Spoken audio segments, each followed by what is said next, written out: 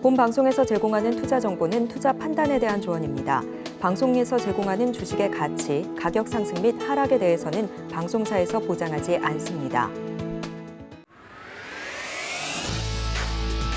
네, 시청자 여러분 안녕하세요. 오지금 이 종목 진행의 김혜연입니다. 이 시장이 상승을 할 때에도 하락을 할 때에도 반드시 이 시세를 보이는 종목들이 있기 마련이죠. 이러한 시세를 보이는 종목들 분석을 해보고요. 이를 바탕으로 해서 또 더 나은 투자 전략들 제시해보는 시간 마련해 봤으니까요. 오늘도 저희 방송 끝까지 시청해보시면 좋을 것 같습니다. 또 참고로 금일 본 방송에서 제공하는 정보들은 투자 판단을 위한 조언이지 해당 주식의 가치나 수익률 보장하지 않습니다. 또 서울경제TV와 서울경제신문은 당사의 브랜드입니다. 최근 당사를 사칭한 피해가 계속해서 늘어나고 있으니까요. 이 점도 꼭 주의해 보시면 좋을 것 같습니다. 네, 그렇다면 오늘도 저희 방송 함께해 주실 두 분의 전문가님 모셔봤죠. 오지금 이 종목에서는요. 시장의 상승 섹터 그리고 하락 섹터 분석을 해주실 우리 이무학 전문가님 준비 중이시고요. 또 오늘 시장에서 주목을 받고 있는 종목들도 분석을 해주시고 또 이 시청자 여러분들의 고민되는 종목도 상담을 해주실 우리 임상현 전문가님도 준비 중이시니까요. 많은 기대 부탁드리겠습니다. 네, 우선 첫 번째로는요. 이무학 전문가님과 만나서 시장에 대한 이야기를 좀 더 자세하게 나눠보도록 하겠습니다. 전문가님 안녕하세요. 네, 안녕하세요. 네, 전문가님 오늘 저희 시장 이렇게 좀 살펴보면요. 이 파월 의장의 발언에서 더 이상 더 심하게 매파적으로 분석할 부분 없다라면서 낙관론 제기도 됐었는데 시간이 갈수록 코스피 지수가 좀 힘이 빠지는 모습이 나타나고 있거든요. 이 오전장 흐름을 어떻게 보고 계신지 분석 한번 부탁드립니다. 네, 국내 증시 흐름들 연초에 제가 말씀드렸다시피 다른 건 다 안 믿는데요. 뭐 썸머 랠리, 산타 랠리 다 안 믿는데 연초 제뉴얼 이펙트 연초를 믿는다라고 말씀드렸죠, 그죠? 그 첫 시작은 안 좋았으나 연초에 첫 거래일부터 좀 삐걱대며 출발을 했지만 점차 안정을 찾으면서 오늘은 또다시 순환매, 코스닥으로 기다렸던 순환매까지 돌아가는 흐름들입니다. 그래서 오늘 이 시간에도 일단 A부터 Z까지 미국 증시 흐름부터 우리나라 국내 증시 흐름 그리고 업황 그리고 종목까지 여러분들과 또 하루 시작하는 오전장 제가 또 깔끔하게 정리를 한번 해드리도록 하겠습니다. 일단 시장의 맥을 상당히 좀 잘 짚어드리고 있죠, 그죠? 이런 부분들은 우리가 방송 짧게 한 20-30분 정도 시간이지만 저희 또 노랑 톡방에서 장중 내내 저와 함께 호흡할 수 있기 때문에 놓칠 수 있는 부분 없습니다. 제가 계속 꼼꼼하게 체크를 해서 여러분들 편안하게 장이든 종목이든 대응하실 수 있게 다 제시를 해드리니까 그대로만 따라 해주시면 2023년 올 한 해만큼은 여러분들의 한 해로 만들 수 있을 것으로 감히 좀 말씀을 드리겠고요.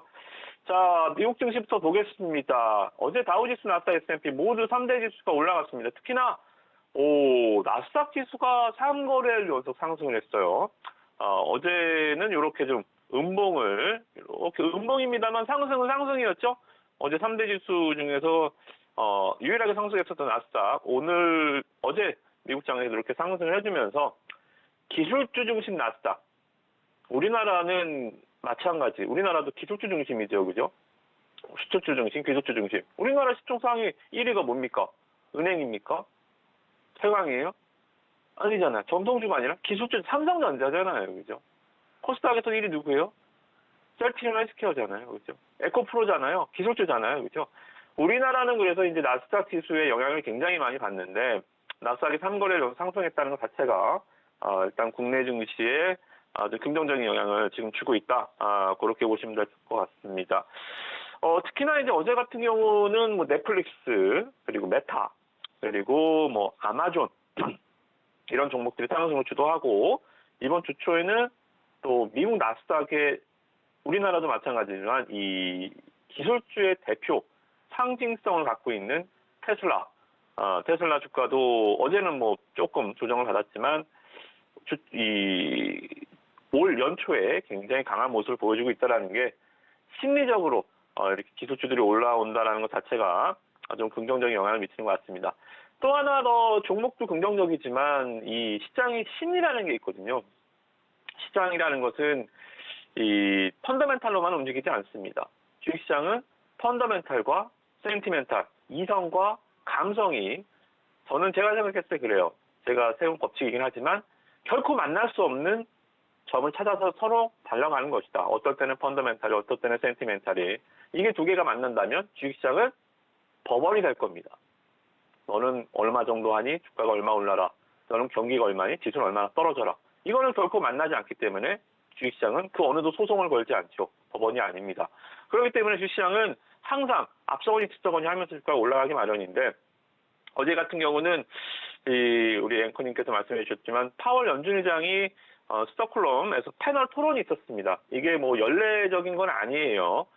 뭐 FOMC 의사록 공개나 이런 것들은 아니지만 일단은 파월이 돌아다니면서 하도 시장에서 매파적인 발언을 해대고 다니니까 공개석상에만 나오면 주식시장이 움찔움찔하죠. 그죠?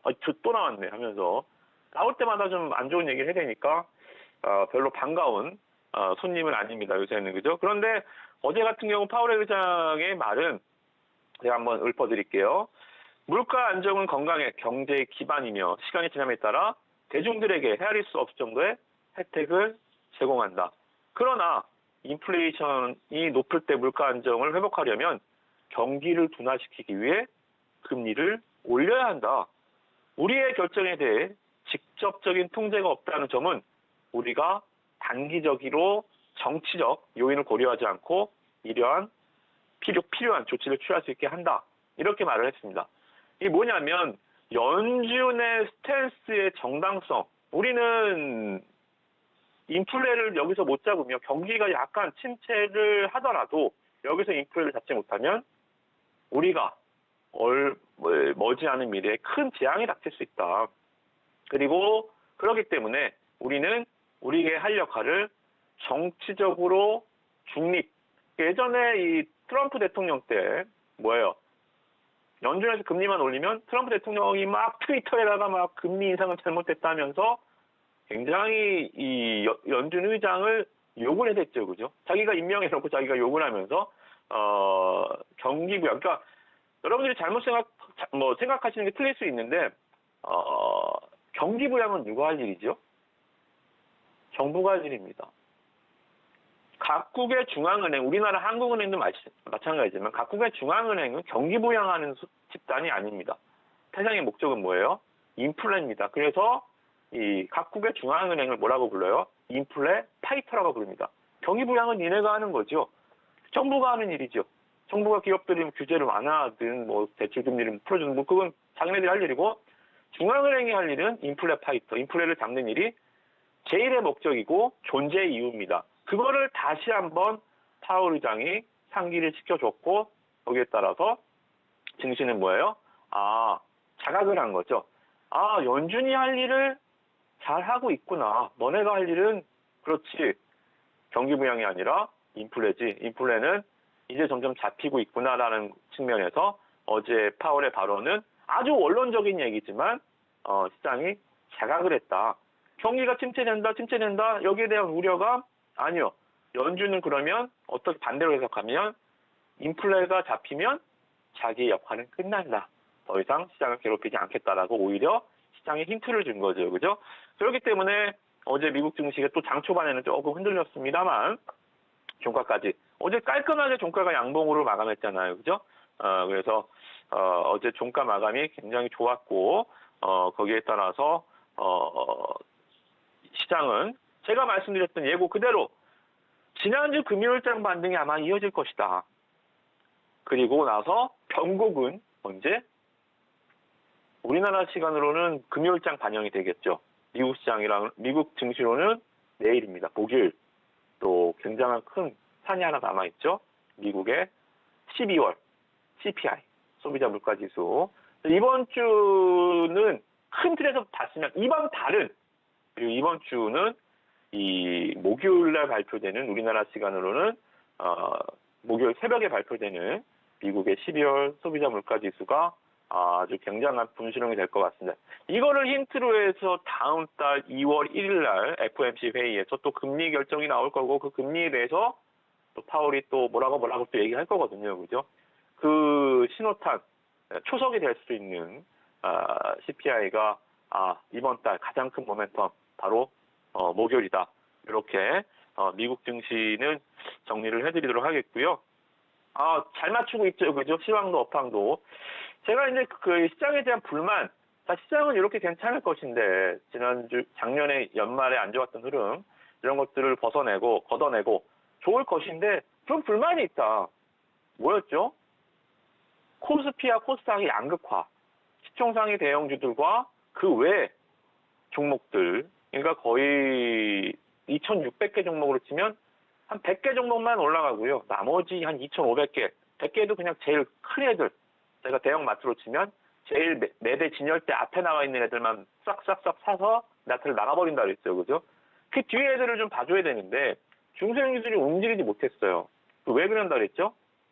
수급, 외국인들이 매수를 바이코리아, 자, 수급 평양을 보시면 1월부터 어떻게 됐어요? 외국인들, 2,600억, 5,000억, 3,100억, 6,500억. 코스피 삼성전자를 필두로 하는 IT, 반도체, 은행, 철강, 조선, 건설, 증권, 보험, 화학, 그냥 돌아다니면서 그냥 대표주 2개씩, 3개씩 그냥 바구니에 넣어가는, 굉장히 성의 없는 쇼핑이죠. 그죠? 굉장히 성의 없는 쇼핑을 보이다 보니까, 어찌됐든 지수는 갑니다. 큰 놈들 사니까 가긴 가죠. 그죠? 그러나, 코스닥의 상대적인 약세, 왜 때문이라고 그랬죠? 코스닥에 수급이 없었어요. 코스닥에서 외국인들이 돌아와주지 않고, 외국인들을 벤치마킹하는 기관, 외국인들이 사면 따라 사고, 외국인들이 팔면 따라 팔고, 그죠?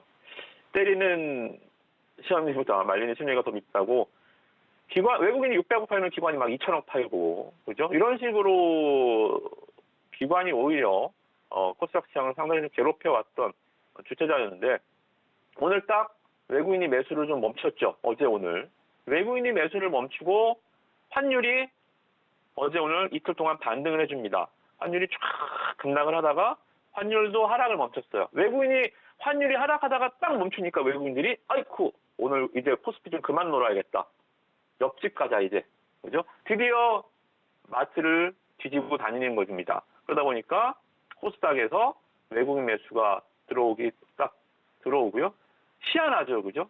코스피에서 외국인 매수 멈추니까 코스닥에서 외국인 매수 시작되죠. 이런 식으로 오늘은 일단 제가 기다렸던 시장의 선순환, 제가 구조를 보여드렸죠. 왜 이렇게 선순환이 나오는지, 환율 이슈도 그렇고, 외국인 사니까 외국인 따라 사는 기관도 어이쿠 외국인 코스닥 사는구나 따라 사죠. 이런 식으로 그러면서 오늘은 코스닥의 상대적인 강세 흐름들 보여주고 있고요. 코스피 중대형주들 특히나 이제 시총 상위 업종 대표주들은 좀 쉬어가는 분위기가 아마 오늘 내일은 나아질 것 같으니까요. 목요일 변곡점 이전, 수요일 목요일은 중소형주로 여러분들 집중해서 수익 잘 챙겨가시고, 종목은 어디에 있다? 네, 저한테 제 손 안에 우리 노랑톡방 안에 있으니까 포기하지 마시고, 나 다 물렸는데 할 거 없습니다. 물린 게 올라갈 것 같습니까? 올라오면 다행이지만 빨리빨리 움직여야 됩니다. 아무것도 움직이지 않으면 노액션 노게인 아무것도 가져갈 수 없습니다. 주식시장은 항상 시장의 상위 30% 주도주들만 상승하지 나머지 70개는 시장이 아무리 올라간다 한들 들떨어질 뿐 시장이 항상 소외주, 항상 들러리 역할을 하게 마련이거든요. 그래서 종목들 교체 시기로도 잡을 수도 있고, 그리고 올라가는 종목들 트레이딩의 시기로도. 아무튼 중소형주들 오늘 내일 좋은 기회니까 저는 대형주 하는 사람은 아니거든요. 종목들 저랑 같이 좀 많이 열심히 매매를 하셨으면 좋을 것 같습니다. 네, 외국인들의 성의 없는 쇼핑이라고 하니까 좀 아쉬운 마음이 들지만 그래도 이 1월효가 아직은 좀 기대를 해보고 싶거든요. 최근에 이 시장 흐름을 보면 이 종목별 순환매 장세가 연출이 되고 있는데 그럼에 더더욱 좀 궁금해지는 것 같아요. 이 전문가님께서 뽑은 이 굿섹터 그리고 배드섹터는 어떤 게 있을까요? 자, 일단 안 좋은 것부터 얘기를 좀 먼저 말씀 좀 드려야겠죠. 그죠? 일단은 저는 배드 섹터를 먼저 좀 말씀을 좀, 은행을 좀 말씀을 드리고 싶어요. 은행주들. 필요 이상으로 너무 많이 올랐다. 지금 은행주들이 그렇게 올라갈 수 있는 상황은 제가 봤을 때 아니지 않나. 좀 생각이 좀 들거든요. 그죠? 은행주들도 이렇게 보시면, 이렇게 바닥에서 갑자기 막 10% 이상? 신한지주 대표적으로 좀 말씀을 드리면 이렇게 올라올 만큼 정부 정책이 훌륭하다? 저는 그렇게 생각하지는 않습니다. 일단은 아시다시피 뭐 건설사들, 뭐 부동산, 경기 침체 이런 것들에 대한 연착륙, 너무 많은 빨리 거품이 빠지는 현상들, 버블이 나타나는 현상들을 방지하기 위해서 대출 규제 완화나 여러 가지 자국책들을 정부에서 제시를 했지만 그렇다고 주가가 이렇게 올라갈 만큼 뭔가의 획기적인 변화였느냐? 저는 그렇진 않다라고 봐요, 그죠? 예를 들어서 지금 뭐 부동산 규제 완화만 보더라도 규제 완화해주고 정말 무자본으로 집을 살 수 있다 한들 지금 빚 내서 부동산을 적극적으로 사실 분들이 있을까요? 없죠. 이 효과 자체가 당장 마치 나타날 것처럼 또는 장기적으로 굉장히 득이 될 것처럼 하지만 당면한 문제가 더 많아요. 당면한 문제가 많다. 특히나 이제 이 좀 복잡한 얘기일 수 있겠지만 채권 금리가 좀 상승을 해주면서 이 은행주들 특히나 이제 특판이나 막 금리 5% 상품들 지금 다 없어졌죠. 금리 막 오를 때 단기 금리 상품, 연기금리 상품에서 뭐 5%대 막 연회 상품도 보이는데 싹 없어졌습니다. 지금 많이 좋아한 4% 정도 주죠. 그죠? 그런 것들로 봤을 때 또는 이 PF 부실로 이어지는 익스포저에 대한 우려감들을 봤을 때는 은행주들이 너무 많이 단기간에 올랐다. 저는 그래서 먹은 거 반만 가져가라. 뭐예요? 상승의 이유 알겠어. 뭐 많이 뭐 정부 정책에 맞서지 말라는 말도 있지만 반만 가져가라. 은행주들은 아시다시피 금융위기 이전, 코로나 이전, 코로나 이후 주가의 변동성이 크게 없어요. 지난주 뭐 보면 KB금융 보시더라도 코로나 이전, 코로나 이후 크게 변동이 없습니다. 뭐 코로나 때문에 은행이 뭐 실적이 안 좋아질 리 없고 뭐 좋아질 리 없고 뭐 그잖아요. 질병에 은행이 뭐 크게 상관이 있겠습니까? 인더스트리 전체적으로 봤을 때. 자, 그러면 상대적인 관점에서 봤을 때 뭐예요? 지금 증시가 올라가는 이유는 뭡니까? 경기가 좋아져서, 기업의 실적이 좋아져서, 미국이 금리 인하를 시작해서 우리나라가 특출나게 좋아서? 아니요. 싸잖아요. 싸다. 주식의 가장 근본적인 악재, 비싸다. 주식의 가장 근본적인 소재, 싸다. 자, 그러면 지금 주식 증시에는 싼 게 널렸단 말입니다. 성장주든 가치주든 어떤 잣대를 들이대든 간에 일단 지수 자체가 박살나 있기 때문에 어느 기준으로 돼도 싸. 다 프리패스인데 은행을 딱 들여다보면 싸진 않다. 왜? 빠진 게 없잖아요. 다른 거는 뭐 잘못해서 빠졌어요? 증시가 밀리니까 고점에서 거의 반토막, 반의 반토막, 카카오 같은 거, 네이버 같은 것도 많이 올랐지만 또 반토막, 반의 반토막. 다 테슬라도 작년에 70% 떨어졌잖아요. 그죠? 다 주가가 굉장히 위에서 많이 떨어져 있는 상황인데 은행주들은 싸지 않아요. 그죠? 메리트가 없단 말입니다. 저평가 시대에 싼 게 가격 반등이면 반등의 은행주는 어울리지 않다. 그죠? 다른 브랜드들 다 7, 80% 하는데 나는 정가, 노세일, 굳이 그 매장 갈 필요 있나요? 그죠? 그런 차원에서 봤을 때 은행주들은 단기간에 너무 많이 올랐다. 그래서 저는 최소한 최근에 오른 거에 반 정도는 금방 토해내겠다. 예를 들어 KB금융은 뭐 이렇게 올랐으면 이 정도까지는 빠지겠다. 그래서 저는 뭐 공매도도 같이 병행하는 투자자이긴 하지만 은행주는 지금 공매도 타임이다 오히려 그렇게 보시고 베드 섹터는 일단 은행주 그렇게 좀 정리를 해드리도록 하겠고요. 그리고 일단 굿 섹터는 로봇 관련주들이 좀 상승이 약간 좀 어제 윗꼬리가 좀 달렸어요. 그래서 저는 로봇 테마의 이 개주 바톤을 이어받을 수 있는 후발 주자, 로봇이 좀 쉴 때 다시 좀 빠르게 달릴 수 있는 주자를 좀 보고 있는데 어제 마찬가지로 이 웹툰 그리고 좀 OTT 섹터를 좀 보셨으면 좋겠습니다. 자, 웹툰 섹터를 좀 볼게요. DNC 미디어입니다. DNC 미디어. 자, 볼게요. 자, 대표 두 종목만 볼게요. 자, 로봇에서는 누구죠? 레인보우 로보틱스. 그냥 주가가 연초에 1월 3일 날 삼성전자에서 600억 정도 삼자 배정을 지분을 들어와서 지분을 태워주니까 주가가 빵 떠버렸죠. 그죠? 이거는 뉴스가 나오면서 올라간 거잖아요. 기존에 삼전이 얘 이름을 불러주기 전까지는 얘는 한낱 들꽃에 불과했죠. 그죠? 그러나 삼성 이름을 불러주니까 이제 굉장한 상승폭을 키우면서 시장의 주인이 됐는데 이러면서 이제 로봇이 팍 뜨기 시작했죠. 그죠? 근데 웹툰은 특별한 모멘텀 없이 업황 전체적으로 작년 12월부터 연말 장세나 좋았나요? 안 좋았음에도 불구하고 원래 오히려 로봇보다 먼저 떴던 섹터가 웹툰입니다. 로봇보다 먼저 12월 달 기존 1번이 누구냐라고 봤을 때는 로봇보다는 오히려 웹툰이에요. 그죠? DNC 미디어 상승 굉장히 좀 좋게 나왔고요. 그리고 미스터블루 어때요?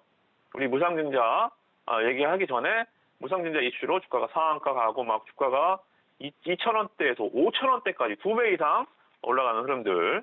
키라니 스튜디오 주가가 11월달 상한가를 시작으로 해서 쭉 아직도 추세가 안 무너지고 가고 있습니다. 또 뭐 신규주 하나 있죠. 지금 신규주들 다 작살났죠. 그죠? 신규주들 업황불문 가는 종목이 별로 없는데 유일하게 신규주 중에서 가는 종목 핑거스토리였죠. 그죠? 핑거스토리. 아직도 안 죽었어요. 작년에 이 IPO 시장 침체기에 상 뭐 이렇게 가는 종목 없었잖아요. 그죠? 가볍게 톡톡 치면서 5,000원에서 10,000원까지 신규 상장주 중에 7거래일 동안 뭐 2배 가는 종목 진짜 작년에 찾아보기 힘들었습니다. 특히나 연말에. 그죠? 그리고 툭 하면 그냥 상한가. 뭐예요? 웹툰이거든요. 웹툰. 현재 웹툰 종목들이 다시 좀 재정비. 로봇 비켜. 다시 내 차례. 이게 순환매거든요. 그런 차원에서 봤을 때는 역시 좀 웹툰 관련주들이 시장을 다시 한번 로봇이 쉴 때 기존 주도주로서 다시 한번 시장에 좀 각인될 수 있을 것 같고요. 콘텐츠 쪽도 OTT 쪽도 좀 많이 쉬었어요. 스튜디오 드래곤. 항상 드라마 웹툰 제작자들은 좀 이상한 법칙이 있죠.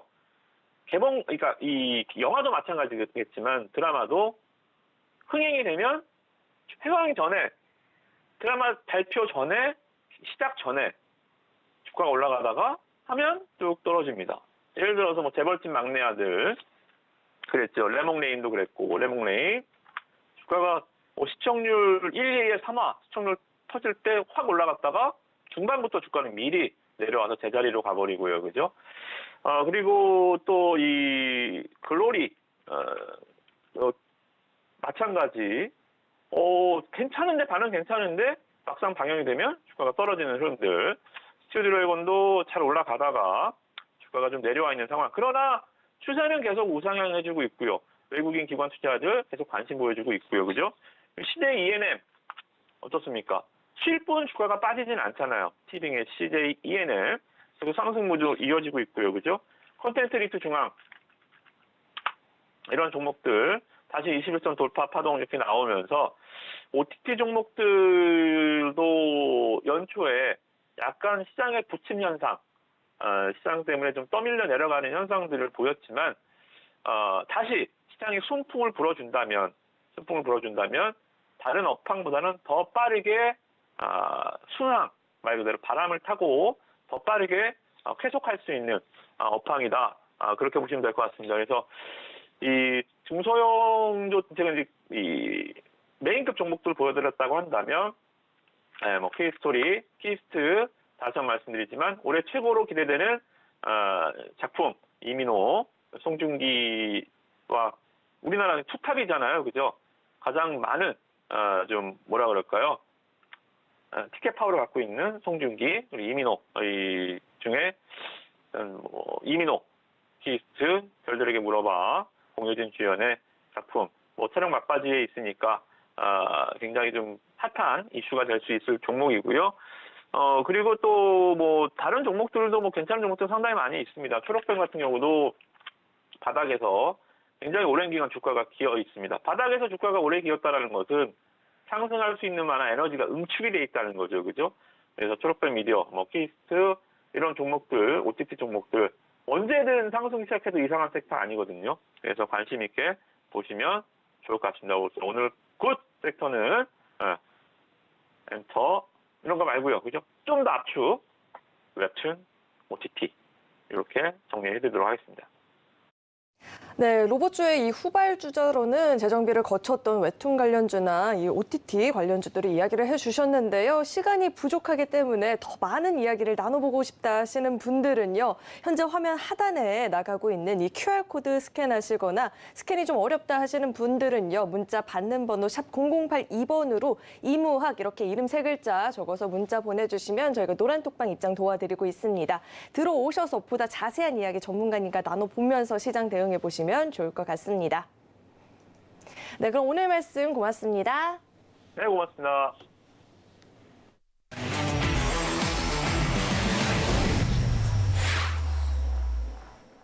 네, 이어지는 순서로는요. 오늘 시장의 중심에 있는 종목들을 또 분석을 해보는 시간입니다. 임상현 전문가님 자리에 나와 계십니다. 전문가님 어서 오세요. 예, 안녕하십니까.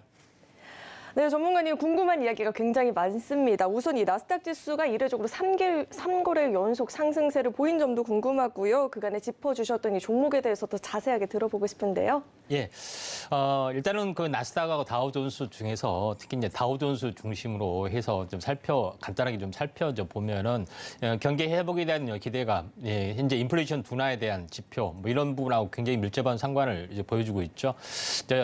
제가 이제 지난 시간에 이제 21선하고 61선 수렴이 돼서 발산하는 주기가 60일 주기라고 말씀을 좀 드렸던 차트 기법에 대해서 말씀드렸는데 다우존스의 차트에 대해서 간단하게 한번 보도록 하겠습니다. 현재 다우존스의 이제 차트의 모습은 저점에서 보면은 21선과 61선 이렇게 수렴이 되죠. 그러니까 다시 한번 여기서 오른쪽에서 이제 그림을 그어보면은 61선이 이렇게 이제 정배열에서 완만하게 올라가고 있고요. 21선이 여기서 골든 크로스 나오고 제가 이제 이 수렴 기간이 중요하다고 했습니다. 수렴 이후에 이 발산을 하는 이 변곡점. 우리가 이제 변곡점을 어떻게 잡을 것이냐 하는 부분에서 제가 이 부분에 대해서는 제가 60일 주기로 약간 움직여주는 부분들이 상당히 많이 있다 이렇게 말씀을 좀 드렸을 겁니다. 자, 그러면은 이런 부분들이 정말 맞는지 이 부분에 대해서 제가 다우존스의 좀 차트의 모습에서도 이 저점 출발 저점부터 한번 해보겠습니다. 정확하게 어떻게 되죠? 60일 주기가 나오죠. 그래서 며칠 전에 차트 기법 이렇게 생긴 부분들은 비단 다우존스뿐만 아니라 현재 거래소의 일반적인 종목에도 모두 해당이 되기 때문에 21선과 61선의 사이에 갇혀서 수렴하는 종목이 내 종목이 언제 이제 갈까? 이런 부분에 고민하신다면은 이런 기법을 적용하신 게 좀 중요할 걸로 좀 생각이 좀 되고요. 자, 그런 관점에서 지난주에 한번 현재 AS 차원에서 리뷰한 종목에 대해서 잠깐 언급을 좀 드리도록 하겠습니다. 먼저 첫 번째 부분들은 마인즈랩에 대해서 한번 언급을 좀 드리도록 하겠습니다. 마인즈랩에 대해서도 제가 이제 뭐라고 말씀드렸냐면은 상승 추세가 있는 부분들은 이제 21선 지지받고 가거나 또는 20일 주기 사이클로 약간 움직여준다 이렇게 말씀을 좀 드렸고 차트 기법에 대해서도 말씀을 드렸습니다. 그러면은 출발 캔들의 어떤 현재 여기 이제 출발 캔들의 모습에서 정확하게 20일 주기 다시 말해서 이 부분들도 이렇게 20일 주기 사이클 그다음에 상승과 조정의 절반짜리 여기서 제가 정확하게 저점에서 말씀을 드렸습니다. 이런 부분이 있고 나서 어떻게 됐습니까? 3일 연속 상승하고 숨고르기를 해주고 있죠. 물론 숨고르기가 좀 더 며칠 더 지속이 될 수가 있지만은 거의 2단으로 올라가는 부분들에 해당이 되기 때문에 신고가로 하답을 할 수가 있다. 이렇게 좀 제시를 합니다. 그래서 여기서도 제시하는 원포인트 특강은 아니지만은 현재 실전에 맞는 차트의 어떤 매매 기법 이 부분들이 굉장히 강력하고 단순하지만은 효율적인 어떤 방법이다. 이렇게 좀 생각하시기 때문에 이런 부분들을 잘 지켜보신 게 좀 중요할 걸로 좀 생각이 좀 됩니다. 자, 그런 관점에서 시장의 흐름들을 약간 보실 필요가 있다 좀 생각이 되고요. 그다음에 또 하나의 종목이 현재 마인즈랩하고 뉴로메카라는 종목인데 뉴로메카라는 종목은 어제 말씀을 좀 드렸던 종목군 중에 하나입니다. 그래서 현재 로봇 관련된 부분들이 결국은 스마트 리스토링, 그다음에 다시 말해서 이제 공장 자동화에 대한 제적 경쟁력을 좀 회복을 시킨다 이렇게 말씀을 좀 드렸죠. 이런 부분에서 이제 보시면은 알겠지만은 뉴로메카 같은 경우도 단기 5일 상승, 다시 말해서 단기 5일 상승을 보이고 이제 속임수 운봉을 보이고 다시 한번 출발을 해준다. 그러니까 다시 말해서 연속해서 우리가 이제 상승한다는 것은 일주일의 시간 5일 상승하고 출렁거리고 다시 5일 상승하고 그래서 월봉 사이클로 보면은 2주에서 3주의 또 흐름이 반복이 된다 이렇게 말씀을 드리죠. 그래서 이 부분에 대해서는 이제 속임수 운봉에 좀 해당이 되기 때문에 2차 상승을 좀 해주고 있다 이렇게 좀 생각이 됩니다. 그러니까 어제 분명하게 넵튠, 넥스트, 뉴로메카 정확하게 제시를 하면서 로봇 관련된 부분에 직접적인 로봇주가 아니라 지금은 로봇에 대한 어떤 직간접적으로 연결된 어떤 테마적인 순환매에 집중을 하자 말씀을 드렸던 종목이고 뉴로메카 지금 이 시간 9% 상승을 보여주고 있죠. 그래서 직접적으로 바로 핵심적인 매매 포인트를 잡고 있기 때문에 이런 부분들을 함께 하는 부분들이 대단히 중요하다 좀 생각이 됩니다. 네, 전문가님께서 이렇게 자세하게 시황부터 종목까지 리뷰를 짚어주셨는데요. 이런 이야기를 방송 시간 이외에도 좀 실시간으로 공부를 해보고 싶다 하시는 분들은요. 이 노란톡 입장하시면 전문가님과 계속해서 소통 이어나가 보실 수 있으니까요. 노란톡 입장하셔서 자세하게 들어보시면 좋을 것 같습니다. 네, 그럼 계속해서 오늘의 탑3 종목들도 알아봐야겠죠. 3위 종목부터 화면을 통해서 확인해 보시죠. 오늘의 탑3 종목은 진원생명과학이 있습니다. 어떠한 이유에서 들고 와 주셨는지 전문가님과 자세하게 또 이야기를 나눠보도록 하겠습니다. 아무래도 이 JP모건 헬스케어 컨퍼런스를 앞두고 있다 보니까 제약바이오 종목을 좀 중심을 갖고 관심을 가져보자 하시는 것 같은데 어떤 이유에서 이 종목 3위로 들고 와 주셨을까요? 네, 이제 진원생명과학 하면은 핵심적인 부분들이 이제 뭐냐면은 요새 이제 IRA도 있고요. 그런 부분에 해당이 되는데 이제 진원생명과학 같은 경우는 현재 미국의 현재 공장을 가지고 있습니다. 그러니까 우리가 특히 약간 생소할 수가 있는데 플라스미드 DNA 생산 공장 이런 부분에 해당이 되는데 우리가 현재 이 백신을 맞으면서 mRNA에 대해서 너무나도 많이 들었습니다. 그렇죠? mRNA를 만들 수 있는 그런 올려 물질을 하려면은 그걸 이제 대량 생산을 하려면은 DNA 플라스미드를 가지고 이걸 이제 합성 이렇게 배양을 좀 해야 되는 그런 부분들이 해당이 되기 때문에 바로 그 DNA 플라스미드를 만들 수 있는 공장을 최근에 계속해서 연달아 증설을 좀 했다 이렇게 좀 생각이 됩니다. 표를 보시면 알겠지만은 이제 작년에 시범 생산에서 2차 생산 완료가 좀 되고 있고요. 또 올해 현재 새롭게 현재 오픈할 추가적인 어떤 그런 공장도 좀 있습니다. 물론 이게 실질적인 매출하고 연결이 되는 부분들은 약간 더딥니다. 왜냐하면은 이게 이제 기술 이전을 받아야 되고 이런 과정들이 있기 때문에 생각보다 더딘 부분들이 있지만은 미래 성장성이 워낙 뛰어난 부분들도 있고요. 또 직접적으로 이제 알츠하이머나 아니면은 DNA 백신을 또 코로나 관련된 부분들을 임상을 또 추진하고 있는 그런 부분에 해당이 되고 또 이번에 현재 자회사이죠. 진원생명과학 자회사인 VGXI 그 회사가 이번에 이제 컨퍼런스에 좀 참가하기도 합니다. 그런 부분에 이제 여러 가지 요인들이 있기 때문에 진원생명과학을 현재 가지고 나왔던 부분들이 해당이 되는데 차트를 보면서 약간 말씀을 좀 드려보면은 이 이제 DNA 생명과학 부분들은 뭐 쌍바닥 이제 부분의 완성이다 이렇게 좀 생각이 되고 또 이게 이 급락에 대한 부분들을 어떻게 회복이 되느냐 일단은 절반까지 반등 그리고 횡보하다가 다시 절반을 돌파를 했을 때 본격적인 상승들이 일어난다. 그런 부분들이 해당이 되는데 그러면은 절반에 대한 반등, 일시적 저항에 부딪힌 부분들이 이 상승사파 형태죠. 근데 그리고 나서 5일 정도 이제 쉬어주는 부분들, 오늘까지 쉬어주는 부분들이 해당이 되죠. 그래서 일주일의 시간만이기 때문에 횡보가 더 연장이 되든 횡보가 하락으로 바뀌든 횡보가 상승으로 바뀌든 이런 그 변곡점의 형성이 좀 돼주고 있기 때문에 이런 부분들이 만약에 이제 거래량이 조금 더 분출이 돼서 거래량이 완면한 조짐이 일어나면은 거의 이제 슈팅 단계 가능성이 많다. 황금 캔들, 출발 캔들 다음에 일주일을 지켜보자 바로 날아가는 경우가 는 제외를 하고 일주일을 지켜보자 말씀드렸죠. 이제 이런 부분들이 정확하게 차트 기법에서 녹아 있기 때문에 현재 JP 모건 헬스케어 관련된 부분에 대해서 이번에는 이제 집중을 좀 하시는 게 좀 좋지 않겠느냐 이렇게 좀 생각이 듭니다.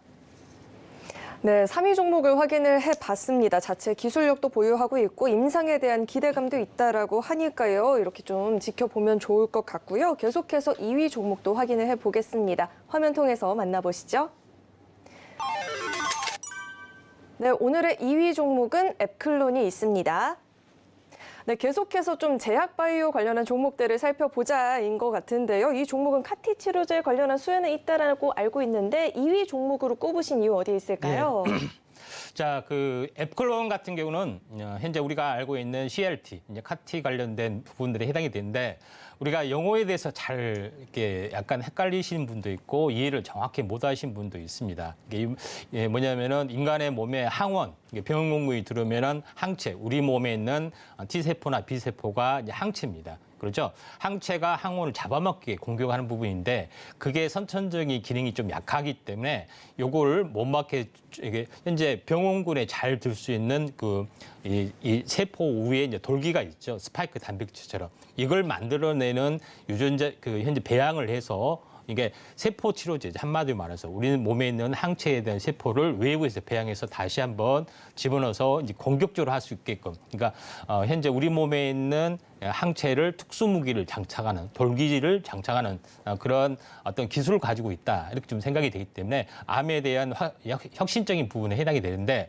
그러면 웹클론은 현재 어떤 차별점이 있느냐 기존에 나와 있는 킴리아라든가 에스카다보다도 어떤 차별점이 있느냐 가장 강력한 차별점이 있는 부분들은 다른 기존에 나와 있는 치료제는 현재 세포를 가지고 이걸 유전자 변형을 통해서 만들어내는 부분들이 있기 때문에 면역 거부라든가 여러 가지 부분들이 있지만은 현재 앱클론이 하고 있는 것은 인간화된 항체이기 때문에 면역 거부 현상이 많이 줄어든 부분들이 첫 번째에 있다. 이렇게 좀 생각이 되고 킴리아 최초의 치료제를 만들었던 어떤 펜실베아 대학교에서 앱클론에 대한 검증을 했더니 이거는 기존에 나왔는 치료제보다 훨씬 더 뛰어난 효능을 가지고 있다 하는 것들을 검증을 받았고 1차에서는 완전 간해가 나오는 등 굉장히 어떤 센세이션 역할을 해주고 있는데 중요한 것은 임상 중간이 좋은 결과를 하고 있고 올해 상반기에 임상이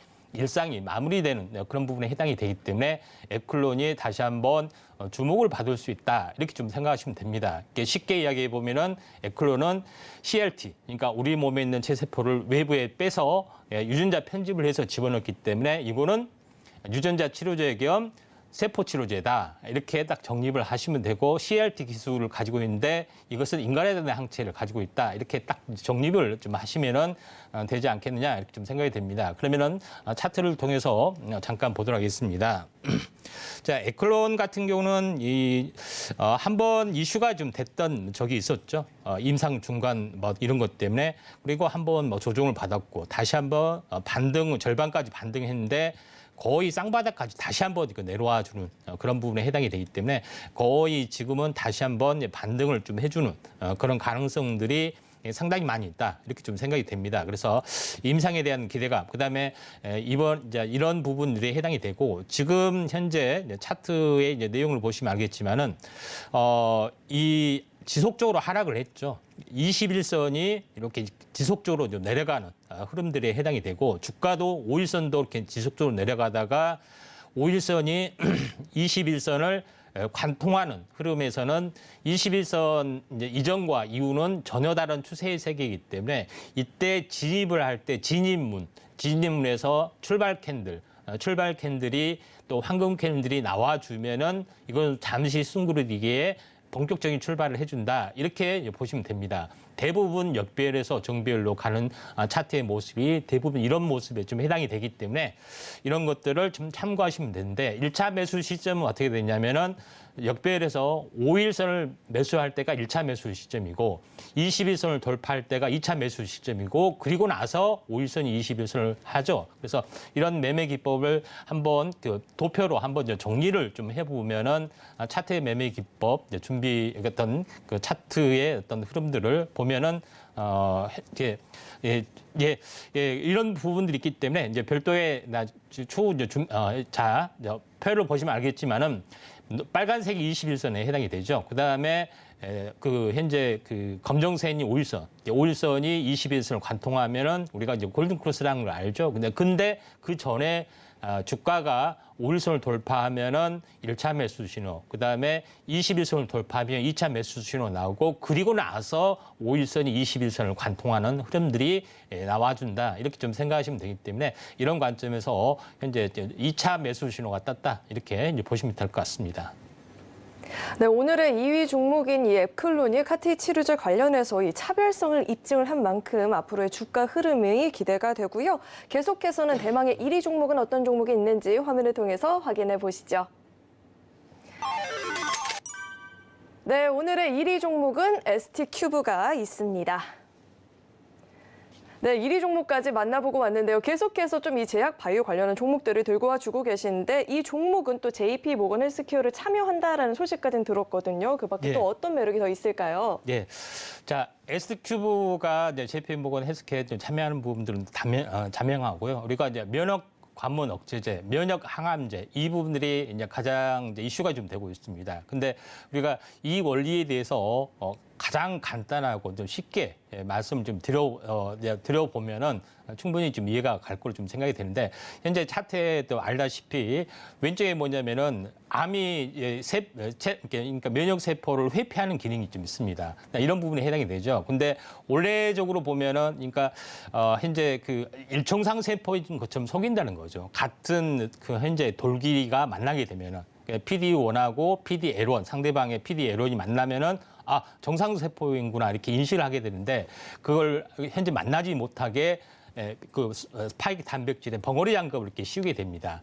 PD1 그러니까 체세포 쪽에 이제 그 현재 PD1이라는 벙어리 장갑 현재 그다음에 암세포에 PD-L1이라는 벙어리 장갑을 씌우면 못 만나잖아요. 그러죠? 그렇게 되면은 체세포가 현재 면역세포가 암세포를 잡아 죽이는 그런 기전을 가지고 있습니다. 그래서 이 벙어리 장갑 기능의 면역물질, 이걸 만들어내는 부분들이 있습니다. 다음 그 내용에 보시면 알겠지만은, 왼쪽에 보시면 알겠지만은, 전체적으로 보면은 키투르다, 그 다음에 옵티보, 티센트리, 현재 임핀지, 이런 종목군들이 이런 기전을 이용해서 면역물질을 생산을 해서 치료제로 각광을 받고 있다. 근데 이게 엄청난 선풍을 가지고 있고 또 이제 각종 여러 가지 병용요법과 함께 시장을 지금 굉장히 크게 잠식하고 있는 지금의 이제 대세다. 이렇게 좀 생각이 됩니다. 그런 부분에 해당이 되는데 그러면은 그보다도 지금 현재 키트루다면은 단일 품목으로 17조에 좀 해당이 되죠. 어마어마한 건데 그보다도 더 뛰어난 기능을 가져야지 어떤 대장주의 성격을 가지고 있죠. 그러면은 SQ는 현재 어떤 기전을 가지고 있는지 잠시 말씀을 좀 드려보면은 SQ는 뭐냐면은 현재 SQ는 새로운 기전의 어떤 움직임들인데 그 HST 현재 810이라는 어떤 기존의 물질에 해당이 되는데 이거는 뭐냐면은 기존의 이제 PD1이나 PD-L1이 상대방의 암에 그 기전이 있어야 됩니다. 근데 이 발현율이 없는 암이 있으면은 그걸 발현율이 안 되기 때문에 아무리 약을 쓰더라도 듣지를 않죠. 근데 현재 SQ가 현재 새롭게 발견한 물질 같은 경우는 PD1이나 PD-L1보다 훨씬 뛰어난 발현율, 그러니까 암 치료의 대상자의 어떤 비율이 높아진다는 개념입니다. 그래서 현재 펴려보시면 알겠지만은 거의 2배 이상의 압도적 비율을 가지고 있기 때문에 지금의 치료 기전이라면은 17조의 매출을 올린 그런 키트루다보다 더 압도한 기술을 가지고 있기 때문에 기술 수출이 굉장히 큰 가치의 어떤 흐름이 좀 진행이 될 수도 있다 이렇게 좀 생각이 되기 때문에 면역 항암제에서는 새로운 다크호스 현재형 기술이 만약에 임상 1상이 중간 발표가 성공이 됐고 올해 이제 거의 임상 1상 마무리가 됐고 이번에 JP 컨퍼런스에서 임상 일상의 결과가 발표될 수도 있습니다. 그만큼 다크호스로 부상이 되고 있기 때문에 현재 ST큐브가 주목을 받고 있다 이렇게 좀 생각이 됩니다. 차트를 통해서 약간 말씀을 드려보면은 이제 SQV 같은 경우는 이제 이런 어떤 기존에 좀 움직임이 있었기 때문에 한 차례 굉장히 크게 4배 이상 이제 급등을 했고요. 그다음에 한번 크게 이제 급락을 좀 해주고 다시 한번 쌍봉에서 다시 한번 무너져내는데 지금은 이제 충분히 씌워줬다고 이제 판단이 됩니다. 그런 부분에서 이제 고점에서 보면은 거의 얼마를 씌워줬냐면은 딱 60일 씌워줬고, 그러니까 3개월을 씌워줬고 여기서 쌍바닥을 보여주고 이제 올라와주고 있죠. 21선이 우하향, 이거는 이제 대신 5일선이 쌍바닥을 치고 골든 크로스가 나와주려고 하고 있기 때문에 슈팅 직전에 움직임이 있다. 이렇게 보시면 좀 되기 때문에 SQ는 면역 항암제 거의 세계적 기술을 넘는 현재 임상 진행이 중이면 탑1이고 그다음에 CRT 기술에서는 에클론이 세계적 기술을 임상 진행이 중이지만 넘는 탑1이다. 이렇게 생각하시면 될 것 같습니다. 네, ST큐브까지 기대감 갖고 지켜보면 좋을 것 같고요. 오늘의 이 탑3 종목 정리해봤으니까요. 화면을 통해서 만나보시죠.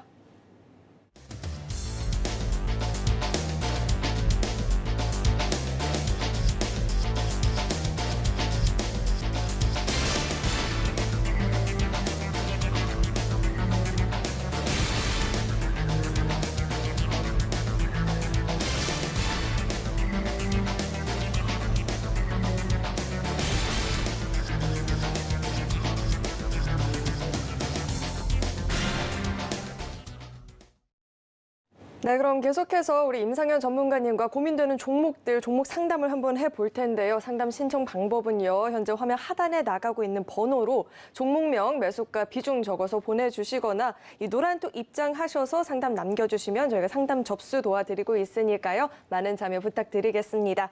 우선 첫 번째 상담부터 만나보도록 하겠습니다. 첫 번째 상담은요. 동국제강 남겨주셨고요. 매수가가 13,500원, 비중이 20%라고 하는데 이 종목이 또 7거래일 연속 상승세를 보이고 이제 매수가까지 정말 얼마 안 남아서 더 고민이 될 것 같아요. 이 종목은 어떻게 보면 좋을까요? 자, 그 동국제강 같은 경우는 여러 가지 뭐 경기 회복에 대한 기대가 뭐 조선, 업황, 호황 뭐 여러 가지 어떤 요소가 좀 있는 것 같습니다. 그다음에 뭐 저평가적인 요소가 뭐 상당히 강한 이제 부분들이 좀 있기 때문에 좀 상승을 좀 해준 것 같습니다. 근데 차트를 간단하게 이제 보고서 말씀 좀 드려보면은 현재 이제 동국제강 같은 경우는 현재 뭐 조점, 그다음에 이제 고점과 고점을 연결한 추세선 이런 부분들을 가지고 이제 저항을 좀 찾아내는 그런 방법이 좀 있습니다. 그래서 장기 차트로 보면은 23,000원에서 계속해서 빠지는 부분에 해당이 되고 또 거의 그 23,000원이기 때문에 24,000원 잡고 절반이면은 12,000원이죠. 12,000원 이하가 거의 진바닥 가능성이 상당히 많이 있습니다. 그래서 여기서 이제 추세 반전이 됐는데 이평선의 어떤 흐름으로 보면은 매수 신호로 보면은 21선이 우하향, 그다음에 5일선이 외바닥에서 이렇게 올라와주고 있죠.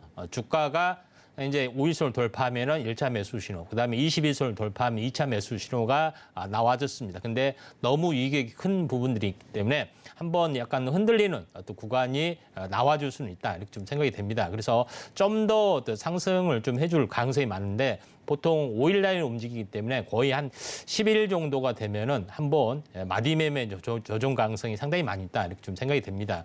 그런 관점에서 현재 추세를 한번 그어보면은 거의 상단이 13,300원, 13,800원 그 사이가 진행이 될 수 있기 때문에 현재 13,800원 그 현재 내외 거의 한 8분 응선 왔네. 한번 21선 조정을 보이고 현재 다시 한번 이렇게 2단으로 올라갈 수가 있는 그런 상황이 좀 있기 때문에 미니멈이죠. 13,300원과 800원 사이에 주가가 오게 되면은 한번 마디 매매를 좀 하시는 게 좀 도움이 될 것 같습니다. 네, 동국제강 같은 경우에는 이 13,300원에서 13,800원 사이에서 또 탈출의 기회를 한번 줄 수 있다라고 하니까요. 이 점 참고하셔서 대응해 보시면 좋을 것 같습니다. 네, 방송 시간 관계상 상담은 여기까지 도와드려야 될 것 같은데요. 저희 종목 상담은 내일 방송에서도 계속해서 진행이 되니까요. 오늘 도움을 못 받았다 하시는 분들은요. 내일 시간을 또 활용해서 상담 받아보시면 좋을 것 같습니다. 그리고 이 방송 시간 이후에도 우리 임상현 전문가님과 계속해서 소통을 좀 이어나가 보고 싶다 하시는 분들은요. 현재 휴대전화 기본 카메라 어플 실행하시고요. 화면 우측 하단에 QR코드 나가고 있죠. 이 QR코드에 갖다 대시면 링크 하나 뜨는데 링크 클릭하시고 참여 코드 024번 입력하면 바로 입장 가능하니까요. 들어오셔서 이 방송 시간 이외에도 실시간으로 전문가님과 소통 이어나가 보시면 좋을 것 같습니다. 그리고 이 QR코드 스캔이 어렵다 하시는 분들은요. 문자 받는 번호 샵 0082번으로 전문가님 이름 석자 적어서 보내주셔도 저희가 노란톡 입장 도와드리고 있으니까요. 활용해 보시면 좋을 것 같습니다. 네, 참고로 금일 본 방송에서 제공하는 정보들은 투자 판단을 위한 조언이지 해당 주식의 가치나 수익률 보장하지 않습니다. 또 서울경제TV와 서울경제신문은 당사의 브랜드입니다. 최근 당사를 사칭한 피해도 계속해서 늘어나고 있으니까요. 이 점도 꼭 주의해 보시면 좋을 것 같습니다. 네, 오늘 저희가 준비한 소식은 여기까지고요. 저희 방송 끝까지 시청해 주신 여러분 고맙습니다.